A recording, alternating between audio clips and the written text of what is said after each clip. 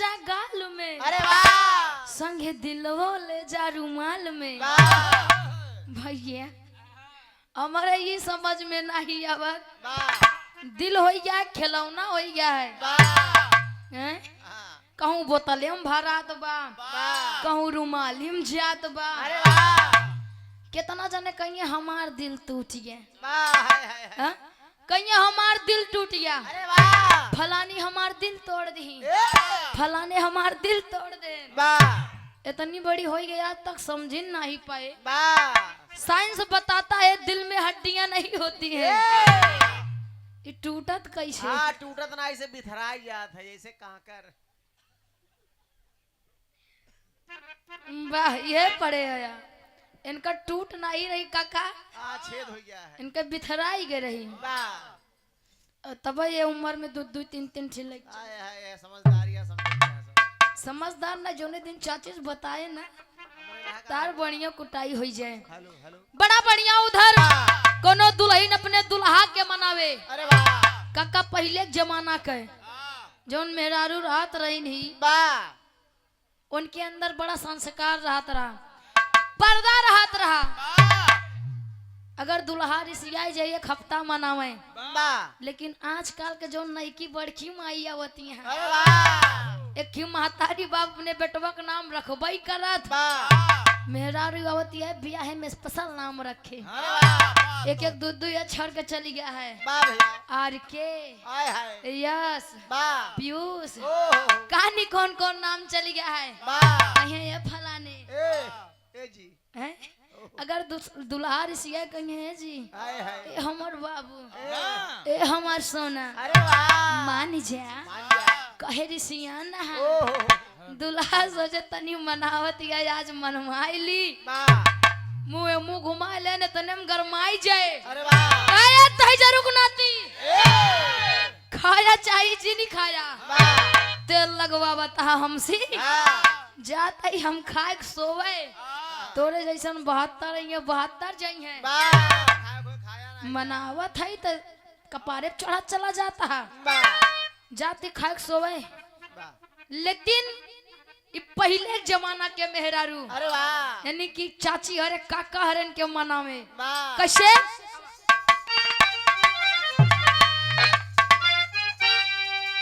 वाह अरे राजा हो तो है कैसे मनाई, राजा हो तो है कैसे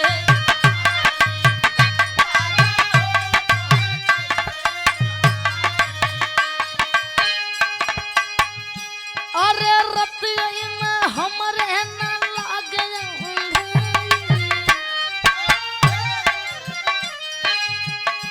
अरे रतिया में हमरे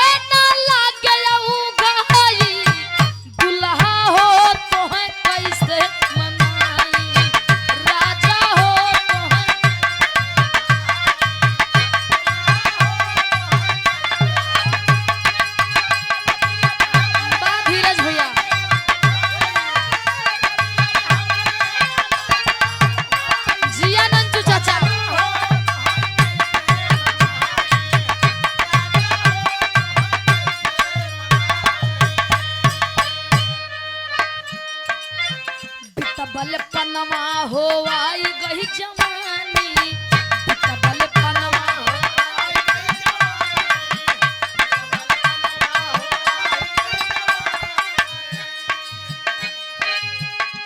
अरे रही रही के रही रही के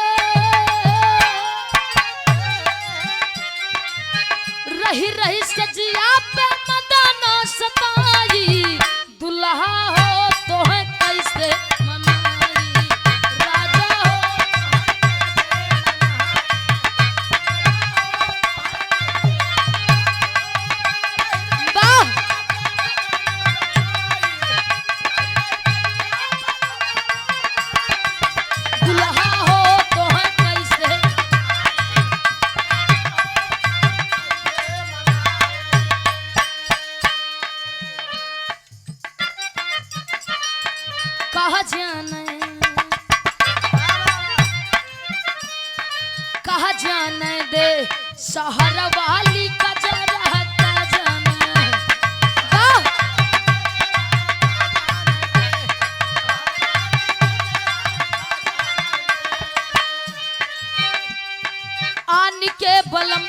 के पूरी मिठाई आन के बलम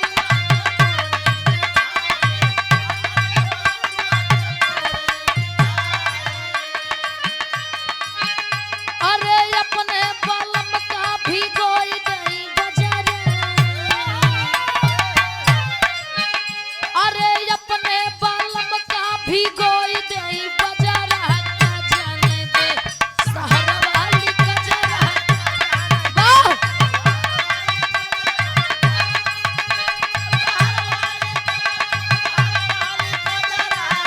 वाह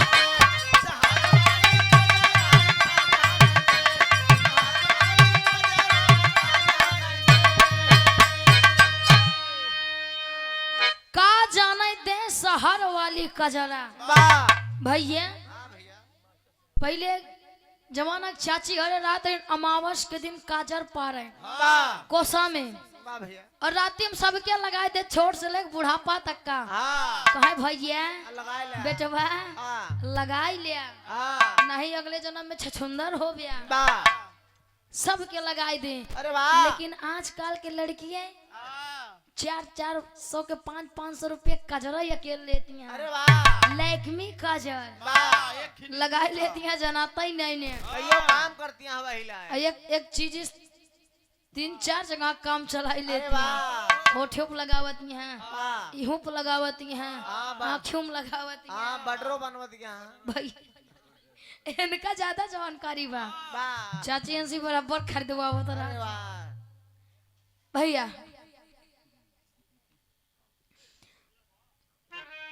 उधर से गुरुदेव के फरमाइश अब बिरहा के समय हम ज्यादा समय ऐसा ले बना फरमाइश है गुरुदेव पूरे पूरा हो जाए फिर आप लोग के बीच में बढ़िया बिरहा लगा दो गुरुदेव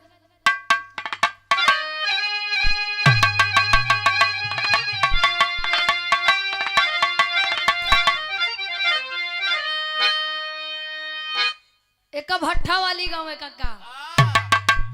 आप लोग थिए का थे ने का हम नहीं जानी लेकिन हमरे खिया बिलासपुरी का थे जौन भट्ठवा पीटवा पाठा थिन बा ए काका हुआ पे डंडवा दई देतो जोन धरे आगवा डंडा ना समझिए काका हुआ लाठी लावा आप है ना का दाला लई आवा बड़ा बरियार बाई तो ठीक बा ठीक बा ठीक बा नहीं कोठी काटी हो भैया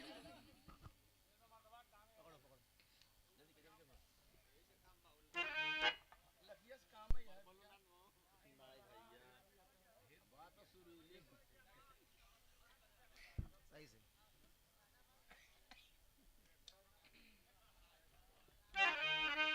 मेरे रहा का डाउन पे पारिवारिक बिरहा बड़ी बढ़िया सीख भी मिली बिरहा से हेलो हेलो एकदम सेट कइला ऑपरेटर भैया कर बढ़ाई देता नी ए डाउन कर देते हैं हेलो चला हेलो हेलो एक बार भैया सेट कई दे फिर ओका छुए जिन हां देखा हेलो हेलो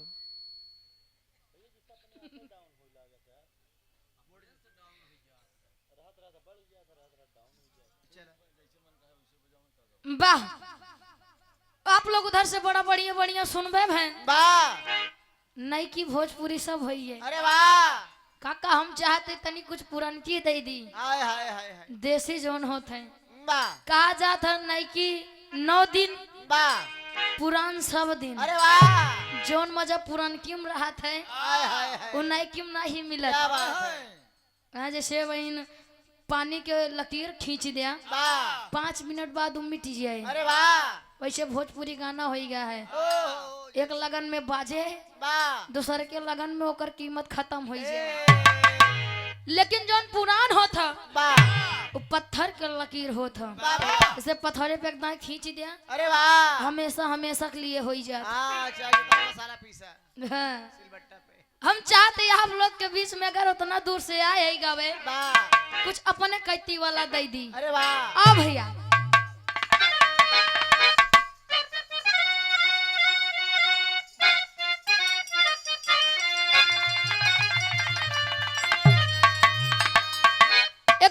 निर्गुणी भाव है। एक गीतिया के स्वर्गीय दादा राम कैलाश गुरु जी अरे वाह प्रयागराज के जो थे, वाह भैया जब खड़ा हो जाए तो कहाँ पंचो ए आप सब जमीन पे बैठे वाले जमींदार है यार, वाह भैया चौकी पे बैठे वाले चौकीदार है यार। ए लोग गद्दम बैठे हैं गद्दार हैं वाह तू कहाँ बैठे है? ये चदरा बैठा बच्ची तो उसी बड़ा गद्दार के वो है नहीं ने वह कुर्ता कोर पकड़ ले लगाई ऐठे वाह कहीं पंचो हाय हाय दुल्हन पेरा जैसे खूटा में हाय हाय बिना चारा भैंस पेरा हाय हाय वैसे दुल्हन पेरा था राजा की याद में अपने सैया के विरह में। हाय हाय हाय लेकिन इन निर्गुणी भाव है वाह गाँव में बड़ा लहाई के कैसे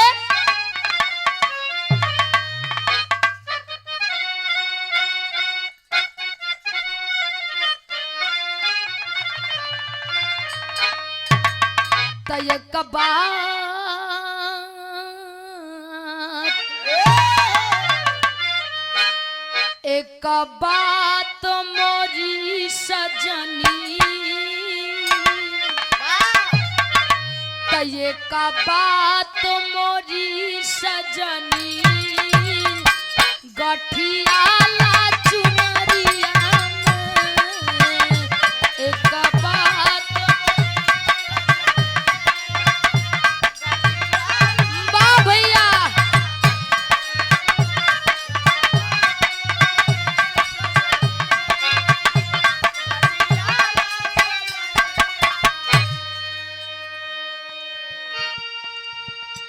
एक बात मोरी सजनी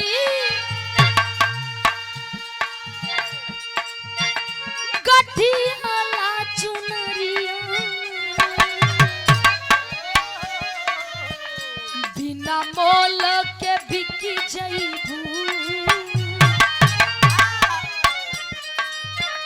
बिना पैसा के बिकी जईबू माया के बजरिया में बिना मोल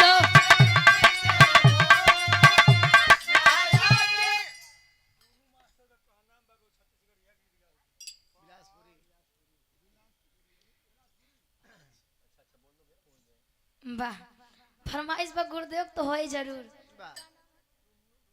टुन्नू मास्टर गुरुजी आप हारमोनियम के सुपरस्टार वादक वाह भैया जी साथ संगत कर जो कि आप धर्मेंद्र सोलंकी भैया के साथ में संगत करते हैं हारमोनियम पे। क्या बात है टुन्नू गुरुदेव फरमाइश है बिलासपुरी गीत वाह भैया 101 रुपया का महान आशीर्वाद पहुंच के पलगी बा वाह जरूर हो जाए गुरुदेव वाह इहो गीतिया के बड़ा लहाई के गाँव है।